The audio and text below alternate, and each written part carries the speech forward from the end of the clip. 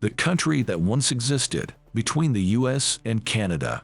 The Republic of Indian Stream may sound like a made-up place, but it actually existed for 3 years in the 1800s.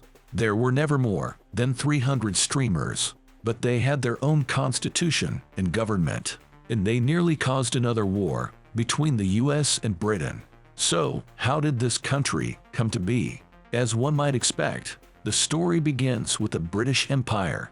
The American Revolutionary War ended in 1783. The Treaty of Paris established a new border. It separated the newly independent US from the rest of British North America.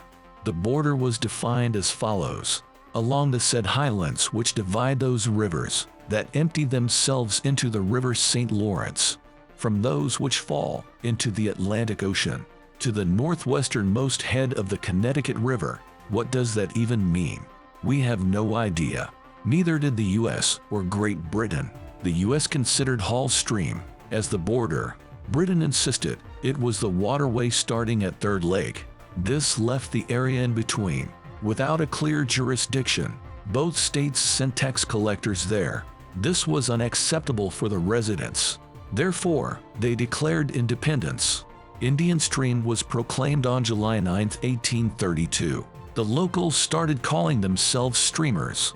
They wrote and adopted a constitution. They elected a government, passed laws, and levied taxes. Basically, they acted just like any other country.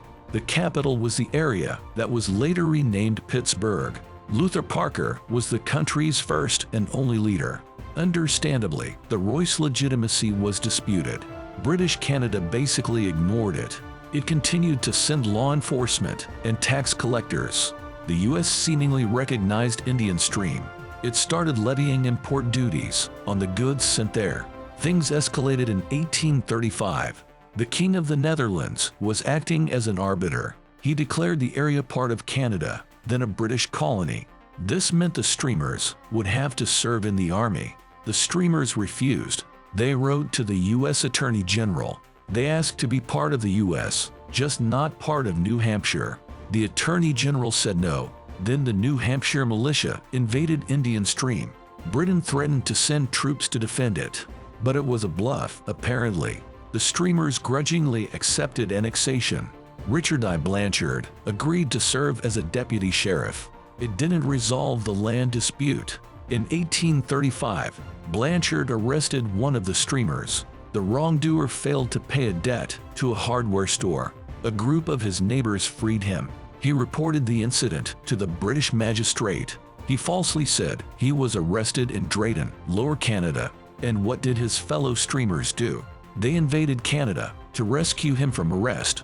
The streamers wounded the deputy and captured the magistrate.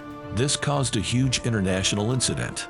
But going to war over a petty debt seemed a bit much. Indian Stream officially became American territory with an 1842 treaty